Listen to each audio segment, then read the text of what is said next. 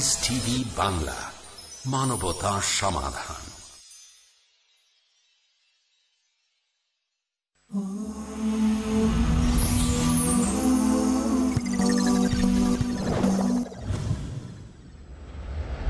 Is there a father in this world who would not try to provide for his children and his wife? Is there a father in this world who would want to be locked up in a cell away from his family? Is there a father in this? Alhamdulillah, wassalatu wassalam ala rasulillah wa ala alihi wa sahbihi ajmain, amma ba'd. A'udhu billahi minash shaitanir rajim. Bismillahir rahmanir rahim. Wa man ahsanu qawlan mimman da'a ila Allah wa amila salihan qala innani minal muslimin. Rabbi shrah li sadri wa yassir li amri wahlul 'uqdatam min lisani yafqahu qawli.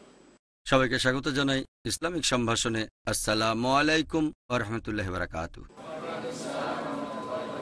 আল্লাহর দয়া, শান্তি এবং রহমত সকলের উপর বর্ষিত হোক। গতকাল সন্ধ্যায় ইসলামিক ইন্টারন্যাশনাল স্কুলের হেড বয় আমাকে অনুরোধ করেছে যে IIS এর ক্লাস 10-এর ছাত্ররা আমার সাথে একটা সেশনে বসতে চায়, সেখানে তারা তাদের ক্যারিয়ার সম্পর্কে প্রশ্ন করবে। বললাম, ঠিক আছে, তোমাদের প্রশ্নগুলো তোমরা রেডি করো। ক্যারিয়ার সম্পর্কে তোমাদের যে প্রশ্নগুলো আছে, সেজন্য আজকে ইসলামিক ইন্টারন্যাশনাল স্কুলের ক্লাস 10-এর ছাত্রছাত্রীরা এখানে উপস্থিত হয়েছে। আশা করি তোমরা তোমাদের প্রশ্নগুলো রেডি করেছো। আমরা 1 থেকে 1.5 ঘন্টার একটা সেশন করব। প্রশ্নগুলো যেন শুধু ক্যারিয়ারের উপরে হয়ে থাকে। ইসলাম আর কম্পারেটিভ রিলিজিয়ন নিয়ে যে প্রশ্ন আছে, ফিকা মাসাইল নিয়ে প্রশ্ন পরে হবে। এখন সেশনটা শুধুমাত্র ক্যারিয়ার গাইডেন্সের উপরে, তোমাদের ভবিষ্যৎ সম্পর্কে, স্কুল থেকে পাশ করার পরে কি করবে, বা কলেজ IGCSE পাশ করে কোন জায়গাটাতে তোমরা বেশি সময় দেবে, এগুলো সম্পর্কে বিভিন্ন প্রশ্ন করবে। কোথায় বেশি সময় দেবে, স্কুল কলেজ শেষ করে অথবা গ্র্যাজুয়েশন। এখন আলোচনা এগুলো নিয়েই। আসসালামু আলাইকুম। ওয়ালাইকুম আসসালাম রহমতুল্লাহ বারাকাতু। আমি জানতে চাচ্ছিলাম যে মেয়েরা বাইরে পড়াশোনার জন্য যেতে চাইলে আপনি কি বলবেন? আমি এই কথা আগেও বলেছি যে মহিলারা পড়াশোনার জন্য বাইরে যাচ্ছে, সেটা যদি হয় ইসলামিক স্টাডিজ, সেখানে তুমি যদি ইসলামিক শরিয়ার সবগুলো নিয়ম পালন করো তাহলে কোনো সমস্যা নেই। এ প্রসঙ্গে বলেছি উম্মুল কোরার কথা। কিন্তু যদি বলো একটা মেয়ে বাইরে পড়াশোনা করতে যাচ্ছে BMM, bachelor of mass media, অথবা একটা মেয়ে বাইরে গিয়ে পড়ছে B.Ed, হয়তো আমেরিকায় অথবা ইংল্যান্ডে, আমি এটার বিরুদ্ধে, ব্যক্তিগতভাবে বিরুদ্ধে। এমনকি আমি ছেলেদেরও বাইরে পড়তে যাওয়ার বিরুদ্ধে। যদি বাইরে যায় আর পরিবেশটা ইসলামিক হয়, যেমন সৌদি আরবে হলে সমস্যা নেই।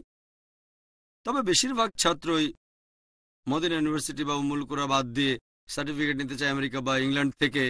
সেখানকার ডিগ্রির মান খারাপ না, তবে পরিবেশটা তাদের জন্য সুবিধাজনক হবে না যারা ইসলামিক শরিয়ার অনুযায়ী জীবনযাপন করতে চায়। এখানে সম্ভাবনা বেশি যে একজন লোক কোরআন সুন্নাহ এবং আল্লাহ সুবহানাহু ওয়া তাআলার কাছ থেকে দূরে সরে যাবে।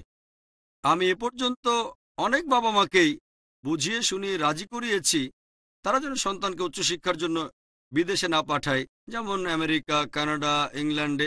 আমি ব্যক্তিগতভাবে এটার বিরুদ্ধে। এমনকি ছেলেদের ক্ষেত্রেও, মেয়েদের ক্ষেত্রে আমি পুরোপুরি বিরুদ্ধে। আমি বিরুদ্ধে। যদি কোনো মেয়ে বলে আমি ইসলামিক স্টাডিজ পড়তে ইংল্যান্ডে যাবো, ইংল্যান্ডে কেন, সৌদি আরবে যাও, তবে সাথে মাহরাম থাকতে হবে। এখানে বুঝতে হবে, বিশেষ করে একটা মেয়ে। আর আমি জানি, বিদেশ তো দূরের কথা, আমি মেডিকেল কলেজ থেকে পাশ করেছি। সে সময় আমি কয়েক বছর বোম্বে থেকে দূরে বাসার বাইরে ছিলাম। আমি জানি সেখানকার পরিবেশ কেমন। বিদেশে সেটা আরও কয়েক গুণ বেশি খারাপ। অনেক অ্যাট্রাকশন আছে, অথবা বলা যায় ডিস্ট্রাকশন। এখানকার তুলনায় ওখানে গিয়ে সরল পথে থাকাটা আরও অনেক বেশি কঠিন হয়ে যাবে। অবশ্য ব্যাপারটা এমন না যে বোম্বেতে কোনো ডিস্ট্রাকশন নেই, তবে এখানে তোমার বাবা মা আছেন, তারা তোমাকে গাইড করবেন। এখানে ডিস্ট্রাকশন অনেক কম। যেমন এখানে আমি একটা উদাহরণ দিচ্ছি যে পৃথিবীর অন্যান্য জায়গায় যে খারাপ কাজ হয় সেগুলো বোম্বেতেও হয়, এমন না যে এখানে হয় না। তবে এখানে খুঁজে বেড়াতে হবে, তোমাকে সেটার পেছনে ছুটতে হবে। সেখানে সবগুলো না খুঁজলেও অন্তত বেশিরভাগ পশ্চিমা দেশে খারাপ কাজই তোমাকে খুঁজবে। সবসময় তোমার দরজায় কড়া নাড়বে। আর এখানে একজন লোক চাইলে ইসলামিক নিয়মে জীবনযাপন করতে পারে, তবে যদি খারাপ জিনিস খুঁজতে চাও তাহলে সবকিছু বোম্বেতেই পাবে। সেজন্য তোমাকে চেষ্টা করতে হবে। ওখানে তোমার দরজায় কড়া নাড়বে, তোমাকে যেন ডাকছে তারা, এসো এসো। রাস্তায় বেরোলে বিলবোর্ড দেখবে। আস্তে আস্তে পশ্চিমা দেশে যা ঘটছে সেগুলো ভারতেও চলে আসছে, এমনকি আমাদের বোম্বেতেও আমদানি হয়ে গেছে। আমি যখন স্কুলে পড়তাম তখন যে পরিবেশ দেখেছি, এখনকার দিনে বোম্বের স্কুলগুলোতে যে পরিবেশ দেখি, খুব অবাক লাগে। ইসলাম থেকে দূরে সরে গেছে। আমি যখন স্কুলে পড়েছি তখন আল্লাহর দয়ায় মাশাআল্লাহ, যদিও একটা অমুসলিম স্কুলে পড়েছি, কনভেন্ট স্কুল, আল্লাহ আমাকে সরল পথে রেখেছেন। আর এখন এক্সপোজার আগের চেয়ে অনেক বেশি। স্যাটেলাইট মিডিয়া, তারপর ম্যাগাজিন, তারপর ইন্টারনেট, এগুলোর মাঝে ঠিক থাকাটা কঠিন। এগুলোর ভিত্তিতে আমি বলবো, যদি কোনো মেয়ে পশ্চিমা দেশে পড়াশোনা করতে চায়, আমি পুরোপুরি বিরুদ্ধে। যদি কোনো ইসলামিক দেশে যেতে চাও, যেমন সৌদি আরব, সাথে মাহারাম, হয়তো তোমার ভাই অথবা তোমার স্বামী অথবা অন্য কেউ যে তোমার মাহারাম, এভাবে গেলে কোনো সমস্যা নেই। এই কারণে আমার মতে এখানে মেয়েরা পেতে পারে বেশি সুযোগ সুবিধা যদি বাবা মার সাথে থাকে। কোনো মেয়ে, কোনো মহিলা যদি পড়াশোনার জন্য বিদেশে যেতে চায়, এটা তাকে আল্লাহ সুবহানাহু ওয়া তাআলার কাছ থেকে দূরে নিয়ে যাবে। আল্লাহ তোমাকে সরল পথে রাখতে চাইলে তিনি সেটা করতে পারেন। এমন না যে ওখানে গেলে বিপথে চলে যাবে, তবে সম্ভাবনাটা অনেক বেশি থাকে। তুমি সরল পথের থেকে সরে যাবে, এই সম্ভাবনাটাই সেখানে বেশি। যেমন ধরো, যদি 4 তলা থেকে লাফ দাও, মরে যাওয়ার সম্ভাবনা কতখানি? 20 অথবা 30%। যদি 10 তলা থেকে লাফ দাও, সম্ভাবনা কত? 90-99%। তবে 100% বলতে পারবেন না, 100% বলতে পারেন আল্লাহ, ঠিক? 99% হলে বাঁচার সম্ভাবনা 1% আছে। তাহলে 10 তলা থেকে লাফ দেই। 100% নিশ্চিত করে বলতে পারবো না, শুধু বলবো সম্ভাবনা বেশি যে তুমি আল্লাহ সুবহানাহু ওয়া তাআলার পথ থেকে দূরে সরে যাবে, ইসলামিক জীবন থেকে দূরে। সেখানকার জীবন ব্যবস্থাটা যেরকম, এমন না যে সেখানে মুসলিম কোনো ছাত্র নেই। হয়তো ফ্যামিলির সাথে আছে, তুমি ফ্যামিলি ছাড়া। ফ্যামিলির সাথে থাকলে সম্ভাবনা কম, তারপরও সম্ভাবনা থেকেই যায় জীবনটাকে নষ্ট করে দেওয়ার। এগুলোর উপর ভিত্তি করে আমি চাই না যে ছেলেরা বাইরে পড়াশোনা করতে যাক। মেয়েদের ব্যাপারে আমি পুরোপুরি বিরুদ্ধে। এ হলো আগুন নিয়ে খেলা। এভাবে তোমার আখিরাতকে অনেক ঝুঁকির মধ্যে তুমি ফেলে দিচ্ছ, অনেক বেশি ঝুঁকি। আর আখিরাতকে ঝুঁকিতে ফেলার চেয়ে লাভ দিয়ে বেঁচে যাওয়াটা ভালো। আখিরাতকে ঝুঁকিতে ফেলা আরও বিপজ্জনক। এই জীবনের চেয়ে আখিরাত অনেক গুরুত্বপূর্ণ। এইসব কারণে আমি উচ্চশিক্ষার জন্য ছেলে অথবা মেয়েদের বিদেশে যাওয়ার পক্ষে নই। আশা করি উত্তরটা পেয়েছো। হ্যাঁ, তুমি প্রশ্ন করো। আসসালামু আলাইকুম। ওয়ালাইকুম আসসালাম রহমতুল্লাহ বারকাতুহ। আমি লেখালেখি করতে পছন্দ করি, আর আমার মনে হয় আমি ভালো লেখিকা হতে পারবো। এখন আমি যদি জার্নালিজম বা সাংবাদিকতা নিয়ে পড়াশোনা করতে চাই, প্রথমত আমি জানতে চাই যে একটা মেয়ে কি সাংবাদিকতা করতে পারবে, আর দ্বিতীয়ত এ ব্যাপারে আপনার মতামত কি? ইসলামিক স্টাডিজের তো অনেকগুলো সাবজেক্ট আছে, ইসলামিক লেখকরা কোন সাবজেক্টের উপর গুরুত্ব দেবে? তুমি প্রশ্ন করলে যে তুমি লিখতে পছন্দ করো আর জার্নালিজম নিয়ে পড়াশোনা করতে চাও। এখন জার্নালিজমের ব্যাপারে আমার মতামতটা কি, আর লেখকরা কোন সাবজেক্টে গুরুত্ব দেবে, একটা মেয়ে সাংবাদিক হতে পারবে কি না। আমি আগেও বলেছি যে আমরা যেসব গ্র্যাজুয়েশন প্রোগ্রামের উপর ফোকাস করতে চাচ্ছি, তার মধ্যে একটা হচ্ছে BMM, bachelor of mass media. এই মাস মিডিয়ায় আরও স্পেশালাইজেশন থাকবে, হতে পারে টেলিভিশন, হতে পারে ইন্টারনেট, হতে পারে লেখালেখি, হতে পারে জার্নালিজম। এখন একজন মহিলা সাংবাদিক হতে পারবে কিনা? একজন মুসলিম মহিলা, হ্যাঁ অবশ্যই পারবে। তবে যদি বলো আমি এখনকার দিনের অন্যান্য মেয়েদের মতো সাংবাদিক হতে চাই, তখন সেটা ভুল পথে চলে যাবে। যদি তুমি এখনকার মহিলাদের মতো সাংবাদিক দেখো, বিভিন্ন পুরুষের ইন্টারভিউ নিচ্ছে ইত্যাদি, মেলামেশা, এই অবস্থায় হিজাব পালন করা কঠিন। তবে যদি কোনো মেয়ে ইসলাম ধর্ম মেনে সাংবাদিক হতে চায়, আলহামদুলিল্লাহ, এটা ভালোভাবে সম্ভব। পাশাপাশি ইসলামের নিয়মকানুনও মেনে চলতে পারবে আর ভালো সাংবাদিকও হতে পারবে। এটা খুবই ভালোভাবে সম্ভব। খেয়াল রাখতে হবে যেন মিডিয়ার জৌলুসে খুব বেশি আকৃষ্ট না হয়ে পড়ো। তবে তার কাজটা অন্যান্য সাংবাদিকদের মতো হবে না। পুরুষদের ইন্টারভিউ নেয়া, হ্যাঁ মহিলাদের ইন্টারভিউ নিতে পারো ইত্যাদি। পাশাপাশি হিজাবও পালন করতে হবে। যদি তোমার লেখার হাতটা ভালো হয়, তাহলে একটা আর্টিকেল লিখো, বর্তমান পৃথিবীর যে কোনো একটা বিষয় নিয়ে লেখো, হতে পারে নিউজ পেপারে অথবা ম্যাগাজিনে। কোনো আর্টিকেল পড়ে প্রতিক্রিয়া জানাতে পারো, তোমাকে ইন্টারভিউ নিতে হবে না। হ্যাঁ মহিলাদের ইন্টারভিউ নিতে পারো, তারপর বিভিন্ন প্রেস কনফারেন্সে যেতে পারো, তবে তোমাকে হিজাব পালন করতেই হবে। তুমি অনেক কিছু করতে পারবে, শর্ত হচ্ছে সেটা সঠিক নিয়মে করতে হবে। 100% সম্ভব না, অন্য সাংবাদিকরা যা করে তা সবকিছু করতে পারবে না, তবে বেশিরভাগই তোমাকে করতে হবে। আর হিজাব পালন করতে হবে, কিছু জিনিস তোমাকে এড়িয়ে চলতে হবে। তুমি বিভিন্ন প্রেস কনফারেন্সে যেতে পারো, খেয়াল রাখতে হবে যেন হিজাব পালন করা যায়। আর্টিকেল লিখতে পারো, তুমি হতে পারো একজন লেখক। ইসলামের বিরুদ্ধে করা বিভিন্ন অভিযোগের উত্তর দিতে পারো, এটা সম্ভব। এবার তোমার প্রশ্নটা যে কোন ফিল্ডে তোমাদের স্পেশালাইজেশন করা উচিত যাতে সাংবাদিক হতে পারো। যেমন মেডিকেলে আছে general medicine, doctor of medicine, MD, তারপর ব্রেন বিশেষজ্ঞ, হার্ট বিশেষজ্ঞ, তারপর কিডনি বিশেষজ্ঞ, এরকম অনেক। কেউ হার্ট বিশেষজ্ঞ, orthopaedics, brain, neurosurgeon, neurologist, heart, cardiologist, cardiosurgeon, urologist, urosurgeon. সেজন্য যদি জেনারেল ব্যাপারে জিজ্ঞেস করো আমাকে, তাহলে বিএ ইন ইসলামিক স্টাডিজ এই কোর্সটা আছে। ইসলামিক স্টাডিজ জেনারেল, শরিয়া আর ফিকা। যদি স্পেশালাইজ করতে চাও, আমি বলবো ইসলামিক অর্থনীতি নিয়ে। আমি প্রমাণ করব যে সুদভিত্তিক অর্থনৈতিক ব্যবস্থা পৃথিবীর জন্য একটা সমস্যা। ইকোনমিক মেল্টডাউন জানতে হবে, এখানে অর্থনীতিতে স্পেশালাইজেশন, তবে এখানেও শরিয়া সম্পর্কে জ্ঞান থাকতে হবে। শরিয়া সম্পর্কে বেসিক যে জ্ঞান সেটা থাকতে হবে। সেজন্য ডাক্তারিতে স্পেশালাইজেশন করার আগে করতে হয় এমবিবিএস। এমবিবিএস করার পরে হতে পারে একজন সার্জন অথবা অন্য কোনো কিছু। সবচেয়ে ভালো জেনারেল এমডি, তারপর ডিএম ইন হার্ট বা ব্রেন। সেজন্য তোমার ইচ্ছার উপর নির্ভর করবে। যদি চাও আমি সবাইকে প্রমাণ করে দেখাবো যে সুদভিত্তিক অর্থনীতি হলো সবচেয়ে বড় সমস্যা। তারপর ইসলামিক স্টাডিজের জেনারেল ব্যাপারগুলো জানার পর বিএ পাস করে স্পেশালাইজ করতে পারো ইসলামিক ইকোনমিক্সে, এমএ ইন ইসলামিক ইকোনমিক্স বা পিএইচডি ইন ইসলামিক ইকোনমিক্স। তোমার পছন্দের উপর নির্ভর করবে এটা। বর্তমান প্রেক্ষাপটে সাংবাদিক হতে চাইলে বিএ ইন ইসলামিক স্টাডিজ সবচেয়ে ভালো। জেনারেল স্টাডিজের পরে স্পেশালাইজেশন করতে পারো, হতে পারে তাফসির, হতে পারে হাদিস। যখন মদিনা ইউনিভার্সিটিতে যাবে সেখানে অ্যাভারেজ আছে 6টা পেপার। যখন পড়বে হাদিস, হাদিসের উপর 4টা পেপার, কোরআনের উপর 2টা। যখন পড়বে তাফসির কোরআন, কোরআন নিয়ে 4টা পেপার, হাদিস নিয়ে 2টা। ইন্টারলিঙ্কড। ব্যাপারটা এমন না যে হাদিস পড়লে কোরআন দরকার নেই বা কোরআন পড়লে হাদিস লাগবে না। হাদিস নিয়ে পড়লে হাদিসে বেশি সময় দেবে আর কোরআনে কম সময়। যখন কোরআনে স্পেশালাইজেশন করবে, হাদিসে যে কোরআনে বেশি সময় দেবে এমন না যে পুরোপুরি বাদ দিতে হবে। দুটোই ইন্টারলিঙ্কড। তারপর শরিয়া, তারপর লোগা, তোমার পছন্দের উপর। তবে যদি সাংবাদিক হতে চাও জেনারেল মিডিয়ার জন্য বিএ ইন ইসলামিক স্টাডিজ সবচেয়ে ভালো। তারপর স্পেশালাইজ করো দাওয়ায়।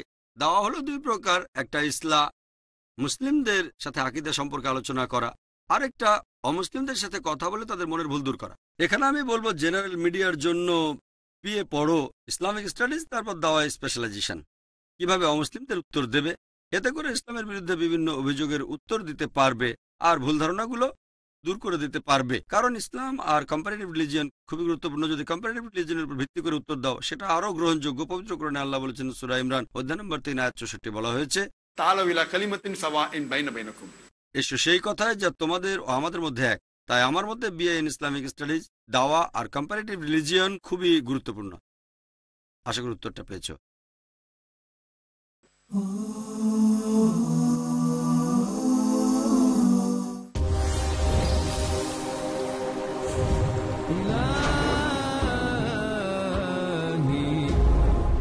মানবতার পথ প্রদর্শক আল কোরআনুল কারীম কি ওসিয়ত করেছে মানব জাতির জন্য।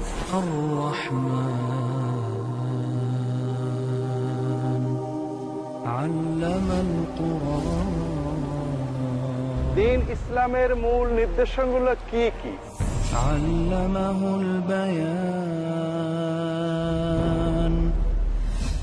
অনুষ্ঠান সর্বস্বতা থেকে বেরিয়ে জীবন ও মানবতামুখী হওয়ার জন্য কি নির্দেশনা দিয়েছে আল কোরআন কারীম।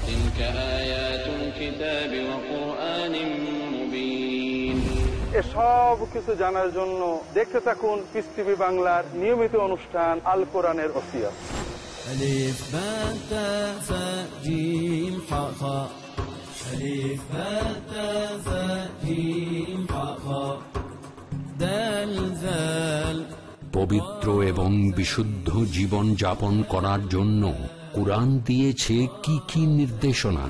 জানতে হলে দেখুন কুরআনের ওসিয়ত প্রতি বৃহস্পতিবার সন্ধ্যা 6:30 বা পুনঃ সম্প্রচার দুপুর 12:30 বাংলাদেশে পিস টিভি বাংলায়। আল্লাহ রাব্বুল আলামিন ব্যবসাকে হালাল করেছেন, সুদকে হারাম করেছেন। হালাল উপার্জন করুন। আজকে বিবাহ অনুষ্ঠানগুলোতে নারী পুরুষের অবাধ মিলামেশা, পর্দা না করা জাহেলিয়াত, মেয়ে সন্তান হলে নষ্ট করা হচ্ছে, এটা একটা কাবিরা গুনাহ। সবার অধিকার সমান। আল্লাহর সঙ্গে অপরকে শরীক করা হলো সবচেয়ে বড় পাপ। শিরক, শিরক, শিরক। ওয়াকুল জাআল হক ওয়া যাহাকাল বাতিল ইন্নাল বাতিল কানা যাহুকা। হক এসেছে, বাতিল চুরমার হয়েছে, বাতিল চুরমার হওয়ারই যোগ্য। মূর্খতা থেকে বাঁচুন। দেখুন ইসলাম ও অজ্ঞতা প্রতি রবিবার সন্ধ্যা 5টায় বা পুনঃ সম্প্রচার রাত 12টায় বাংলাদেশে পিস টিভি বাংলায়। إنه من يشرك بالله فقد حرم الله عليه الجنة ومأواه النار। নিশ্চয়ই যে আল্লাহর সাথে শিরকে লিপ্ত হয়, আল্লাহ তার জন্য জান্নাতকে হারাম করে দেন এবং জাহান্নাম অবধারিত করে দেন। শহীদুল্লাহ খান মাদানী। জান্নাতে যাওয়ার এবং জাহান্নাম হতে বাঁচার একটি মাত্র পথ, তাওহীদ।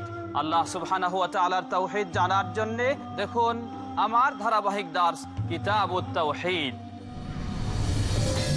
দেখুন কিতাবুত তাওহীদ পরবর্তী অনুষ্ঠান পিস টিভি বাংলায়।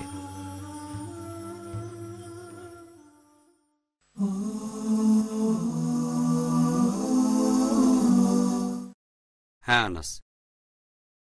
আসসালামু আলাইকুম স্যার। ওয়ালাইকুম আসসালাম রহমতুল্লাহ বারাকাতুহু। দুই ধরনের ফিল্ডে পড়াশোনা করার ব্যাপারে কি বলবেন, যেমন সায়েন্স, আর্টস, কমার্স, আর অন্যদিকে মনে করেন দাওয়া অথবা সায়েন্স আর ইসলামিক স্টাডিজ, এ ব্যাপারে কি বলবেন? প্রশ্ন করলে যে দুটো আলাদা ফিল্ড নিয়ে পড়া, এ ব্যাপারে আমার মতামতটা কি? ইসলামিক ফিল্ডের পাশাপাশি সায়েন্স হয়তো এক প্রতিষ্ঠানে একটা, অন্য প্রতিষ্ঠানে আর একটা, একই সাথে করা যাবে কিনা কঠিন হবে, কারণ আমাদের কোর্সগুলো ফুল টাইম। শুধু ফুল টাইমে না, সারাদিনও লেগে যায়। লোকে এটাকে বলে ডে স্কুল, 8টা থেকে 4:30 পর্যন্ত। তবে হিফজ করলে সেটা হয়ে যাবে 7:30 পর্যন্ত। একসাথে দুই জায়গায় কন্টিনিউ করতে পারবে না। তুমি এখানে কিছুদিন ছুটি নিতে পারো, অথবা এখানে পড়া শেষ করে অন্য জায়গায় পড়তে পারো। তবে একসাথে পড়াটা কঠিন। একসাথে আইএএস আর অন্য জায়গায় পড়া, এটা আমাদের ক্লাসগুলো অনেক লম্বা। হ্যাঁ, পার্ট টাইম কিছু পড়তে পারো, ফুল টাইম না। এখন একসাথে ইসলামিক স্টাডিজ আর সায়েন্স পড়া, এ ব্যাপারে আমার মতামত কি? হ্যাঁ, পড়তে পারো। এই উত্তরটা আমি আগেও দিয়েছি। ধরো তুমি 12 স্ট্যান্ডার্ড পাস করে মেডিকেল কলেজে ভর্তি হলে, এটা সায়েন্স ফিল্ড, অন্যতম সেরা সায়েন্স ফিল্ড। প্রথমে আছে মেডিকেল, তারপর ইঞ্জিনিয়ারিং। হ্যাঁ, অবশ্যই পড়তে পারো, তবে তোমার প্রধান উদ্দেশ্য হবে তোমার নিজেকে আর অন্যদেরকে আল্লাহর কাছাকাছি নিয়ে যাওয়া। সামর্থ্যের উপর নির্ভর করবে। লক্ষ্য ঠিক থাকলে অনেক কিছু করা সম্ভব হবে। কোনো মানুষ অসুস্থ হয়ে পড়লে যদি কেউ তার ট্রিটমেন্ট করে, তার জন্য, যদিও এটা সত্যি না, দুর্ভাগ্যজনকভাবে তার কাছে ঈশ্বরের পরে সেই ডাক্তার। যদিও ইসলামিক ধারণা এমন না, এমনিতে সাধারণ মানুষের কাছে ঈশ্বরের পরে স্থান হচ্ছে ডাক্তারে। ডাক্তার যা বলে ঠিক। ডাক্তার ভালো পেশা, এই পেশায় যাওয়া মোটেও খারাপ না। তবে যদি আমাকে জিজ্ঞেস করো কোনটা বেশি ভালো, যদি আমার ডাক্তার হওয়ার অপশন থাকে ফুল টাইম বা দায়ী, আমি বলবো দায়ী। কেউ বললো ঠিক আছে 5 বছর মেডিসিন পড়বো আমি, তারপর আপনার মতো দায়ী হয়ে যাব। আমি যখন মেডিকেল কলেজে ভর্তি হই তখন জানতাম না দাওয়া নামে একটা ফিল্ড আছে। আমি খুশি যে মেডিকেল পড়া শেষ করেছিলাম। তারপর শেখ দিদাদের সাথে পরিচয় হলো, তোমরা হয়তো জানো। আমি যখন সেকেন্ড ইয়ারে বোম্বের নায়ার হাসপাতালে, তখন দাওয়ার কাজ আমি শুরু করেছিলাম। তারপর যখন ডাক্তারি পাশ করলাম, অনেক সময় হয়তো তোমাদের বাবা মার ইন্টারভিউ নিয়েছি, হয়তো তোমার না অন্য কারো। প্রশ্ন করতাম আপনি কি চান, ছেলে বড় হয়ে কি হবে, মেয়ে বড় হয়ে কি হবে? বেশিরভাগই বলতো ডাক্তার। হ্যাঁ, ডাক্তার। বাইরে সবাই এটাই মনে করে আমি সেখান থেকে এসেছি, যে ডাক্তার মানে শ্রেষ্ঠ। আমাদের সমাজেও এই পেশার মানুষদের সম্মানটা অনেক বেশি। আমি এটার বিরুদ্ধে না। এরপর অনেক বাবা মা বলতো ডাক্তার হবে আর পার্ট টাইম দায়ী। ঠিক আছে, ডাক্তার কেন, ফুল টাইম দায়ী না কেন? আমি চাই ছেলে আপনার মতো হোক। বাবা মা বলে আমাকে আমার মতো। বলতাম দেখেন, আমি তখন মেডিকেল ডাক্তার আর দায়ীর গুরুত্বটাই বুঝতাম না। তারা বলে যখন ডাক্তার কথা বলে সবাই তার কথা শোনে, আপনার মতো হবে। অনেক লোক আপনার কথা শোনে। আমি তাদের বলতাম তোমার বাবা মা অথবা তোমার সহপাঠীর বাবা মা, আমি তাদের বলতাম ঠিক বলেছেন, ডাক্তার যখন কথা বলে মানুষ শোনে, তবে এটা নিচু স্তরে। ধরো একজন নিচু স্তরের দায়ী কথা বলছে, হয়তো 20 জন আসবে, 20 বা 25 জন লোক আসবে। আর ডাক্তার কথা বললে 20-25 জনের বদলে হয়তো 40 জন আসবে। হ্যাঁ, আমিও একমত, সন্দেহ নেই। তবে একটা স্তরে উঠে গেলে যখন হাজার হাজার দর্শক আসবে, কেউ ডিগ্রি জিজ্ঞেস করবে না, ডিগ্রি কেউ দেখবে না। শেখ দিদাতকে দেখেন, আহমেদ দিদাত ক্লাস 6 পর্যন্ত পড়েছিলেন। কেউ জিজ্ঞেস করেছিল আপনার কোন ডিগ্রি আছে, আপনি কি ডাক্তার, কোন ইসলামিক মাদ্রাসায় গেছেন, আলিম ডিগ্রি আছে? না, কারণ তিনি সেই স্তরটা পার হয়েছেন। যদি চান ছেলে নিচু স্তরে দায়ী হবে, তাহলে ডাক্তারের পাশাপাশি দায়ী। আমার ক্ষেত্রে তোমাদের কি মনে হয় আমি ডাক্তার বলে লোক আমার কথা শুনে? অনেকে মনে করে আমি পিএইচডি ডক্টর। আমি শিওর 1%-এরও কম লোক আমি ডাক্তার বলে এখানে কথা শুনতে এসেছে। ডাক্তার অনেকেই আছেন যারা লেকচার দেন। এখানে 25 জনের বদলে 40 জন আসবে, এটা মানছি। ডাক্তার লেকচার দেবে, ইসলাম নিয়ে কথা বলবে, কিন্তু উপরের স্তরে গেলে কেউ জিজ্ঞেস করবে না দারুল উলুম থেকে পাশ করেছেন, আপনি কি ডাক্তার, আপনি কি ইঞ্জিনিয়ার, আপনি কি গ্র্যাজুয়েট স্কুল পাশ করেছেন। আহমেদ দিদাত সবচেয়ে সেরা দৃষ্টান্ত, ক্লাস 6 পর্যন্ত পড়েছেন। তিনি খ্রিস্টান যাজক সম্প্রদায়কে চ্যালেঞ্জ করেছিলেন। তারা ছিল পৃথিবীর মধ্যে সেরা বক্তা, যেমন জিমি সোয়াগার্ট। আমার ক্ষেত্রেও আমি এরকম মনে করি না। হয়তো দর্শকদের 1%-এরও কম আমি ডাক্তার বলে আমার কথা শুনতে আসে। 1%-এরও কম, 0.1 না 0.01 আল্লাহ জানেন। যদি আপনার ছেলেকে উচ্চ স্তরের দায়ী বানাতে চান, ডাক্তার হওয়া আবশ্যক না। আসল হলো কিভাবে ইসলামকে তুলে ধরবেন, বিজ্ঞান আর যুক্তির সাহায্যে। আরবি সম্পর্কে জ্ঞান থাকাটা ইম্পর্টেন্ট। আমি জানি সীমাবদ্ধতা কোথায়, সেজন্য আমি আমার ছেলেকে ডাক্তার বানাতে চাই না। লেকচার দিতে মেডিসিনের যেগুলো জানতে হবে সেটা ওকে আমি কয়েক মাসে শিখিয়ে দেবো, ব্যাস। 4.5 বছর পড়বে কেন? আমার ছেলে কেন 4.5 বছর সময় ব্যয় করবে? দিনে 15-16 ঘন্টা পড়বে, ক্রেজি। 5.5 বছর আমি এটা করতে দেব না। আমি করেছি আলহামদুলিল্লাহ, আল্লাহ যেটা করেছেন সেটাই ভালোর জন্যই। কিন্তু পরে যখন জানতে পারলাম, এমন না যে আমি সেন্ট পিটার্সে পড়েছি তাও আমার ছেলেকেও পড়তে হবে। আমি জানি আমার সীমাবদ্ধতা কি। আমি নিজেকে শ্রেষ্ঠ বলে মনে করি না। আমি আরবি ভাষায় কথা বলতে পারি না, তাই ঠিক করেছি শুধু আমার ছেলে নয়, সব ছেলে মেয়েই, তারা সবাই আমার সন্তান, এরা আরবিতে কথা বলতে পারে। আর আমি লোকজনকে প্রায় বলি, আমি IIS এর ছেলে মেয়েকে 100 গুণ ভালো প্ল্যাটফর্ম দেব, অনেক বেশি সুযোগ দেব। আমি স্কুল কলেজে যা পেয়েছি তার চেয়েও বেশি দেব। এই প্রতিশ্রুতি নিয়ে স্কুল শুরু করেছি, যাতে 100 গুণ ভালো প্ল্যাটফর্ম দিতে পারি। তারা ভবিষ্যতে কি হবে সেটা আল্লাহর হাতে, আপনার আমার হাতে নেই। আল্লাহ সাহায্য করলে পারবে। এভাবে দেখলে আমি আরবিতে কথা বলতে পারি না, তাহলে আরবি ভাষা জানাটা মেডিসিন জানার চেয়ে অনেক বেশি ভালো। তুমি লেকচারে মেডিসিন নিয়ে কথা বলবে, আমি সেগুলো লিখে দেবো, তুমি জেনে বিভিন্ন প্রশ্নের উত্তর দেবে। এটা পড়তে হয়তো 3-4 দিন সময় লাগবে। সায়েন্স কঠিন না, যা কিছু দরকারি সেগুলো জানবে। এগুলো জানা ভালো। দায়ীর জন্য ডাক্তারি সার্টিফিকেট আসলে কিছুই না, ছোট দায়ীর জন্য ঠিক আছে। একইভাবে ইসলামিক স্টাডিজের ক্ষেত্রে কি কি লাগবে। আর এখন আমাদের ছাত্রছাত্রীরা এমন কিছু জানে যা আমি এখনো জানি না, বিশেষ বিশেষ কিছু দোয়া। তোমরা এই সুযোগটা পেয়েছো আলহামদুলিল্লাহ। তোমাদের অনেকেই কোরআনে হাফেজ, কিন্তু আমি নই। আমি আরবিতে কথা বলতে পারি না। অনেক হাফেজ আছে, হয়তো 100 জন, মাশাল্লাহ। স্কুলের 4 ভাগের 1 ভাগ কোরআন সম্পর্কে আমার চেয়ে বেশি জানে। বেশিরভাগই আমার চেয়ে ভালো জানে আরবি। তবে সবকিছুর মধ্যে আল্লাহর সাহায্য 1 নম্বরে। যদি আমার মতামত চাও, অনুমতি আছে, দুটো পড়তে পারো। তবে নিয়ত থাকবে দাওয়া দেয়া। যদি নিয়ত থাকে যে আমি পৃথিবীতে খ্যাতি চাই, তারপর পৃথিবীতে ধন সম্পদ চাই, আমি মানছি এটা হতে পারে খ্যাতি। আল্লাহ চাইলে দিতে পারেন খ্যাতি। আমাদের নবী মুহাম্মদ সাল্লাল্লাহু আলাইহি ওয়াসাল্লামকে আল্লাহ সবচেয়ে বেশি খ্যাতি দিয়েছিলেন। সে সময় নবীকে আরবের লোকজন বলেছিল, তোমাকে পৃথিবীর মধ্যে সবচেয়ে ধনী বানিয়ে দেবো, আরবের রাজা বানাবো। নবী বলেছিলেন, যদি আমার ডান হাতে সূর্য দাও আর বাম হাতে চাঁদ এনে দাও, তারপরও ঈমান ত্যাগ করব না। এজন্যই তিনি পৃথিবীতে সবচেয়ে ধার্মিক মানুষ।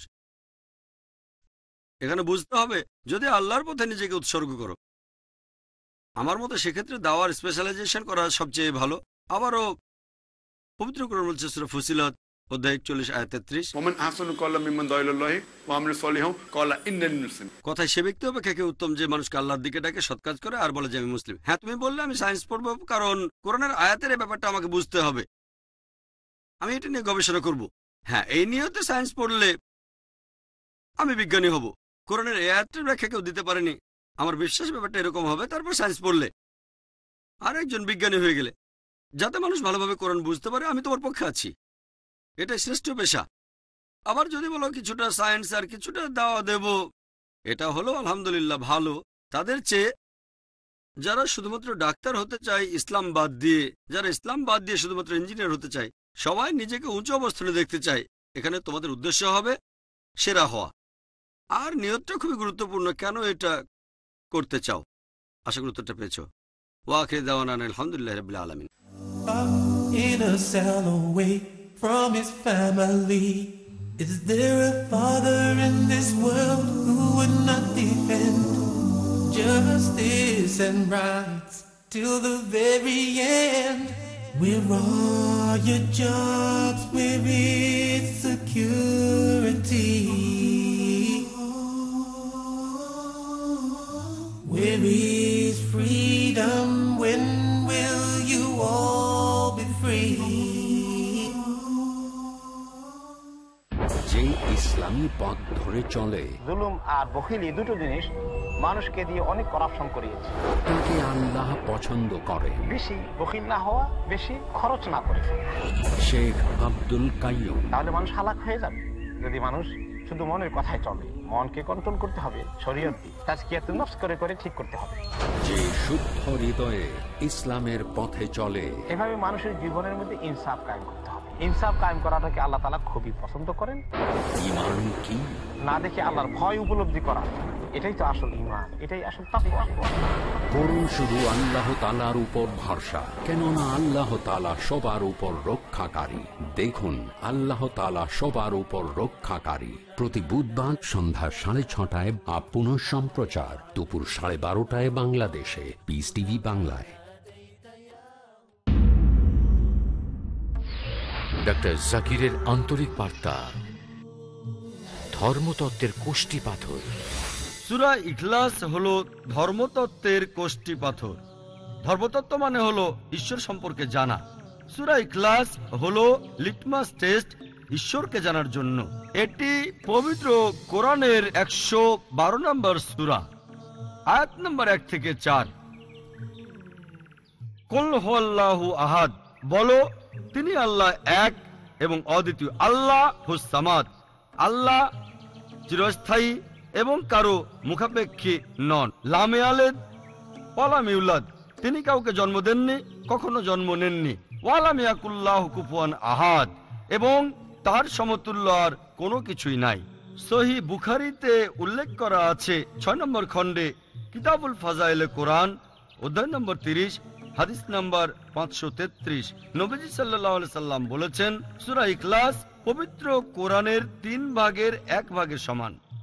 সত্য ঈশ্বরকে যাচাই করার জন্য 4টি বৈশিষ্ট্য।